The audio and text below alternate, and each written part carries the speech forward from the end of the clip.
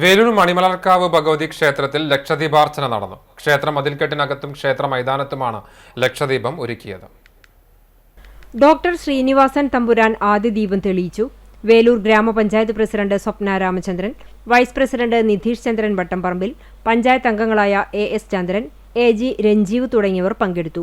വടക്കേക്കാട് കുമരങ്കോട് ദേവസ്വം ലക്ഷദീപ സമർപ്പണ സമിതിയാണ് ലക്ഷദീപം ഒരുക്കിയത്. ലക്ഷദീപാർച്ചനയിൽ നൂറുകണക്കിന് ഭക്തജനങ്ങൾ പങ്കെടുത്തു. തുടർന്ന് ഹരിപ്പാട് അഖിൽ യശ്വന്ത് അവതരിപ്പിച്ച സോപാന സംഗീതാർച്ചനയും പ്രസാദവൂട്ടും നടന്നു. ക്ഷേത്ര ചടങ്ങുകൾക്ക് ക്ഷേത്രം തന്ത്രി നീലകണ്ഠൻ നമ്പൂതിരി മുഖ്യ കാർമ്മികനായി, ക്ഷേത്ര മേൽശാന്തി വൈകുണ്ഠം നാരായണൻ നമ്പൂതിരി സഹകാർമ്മികനായി.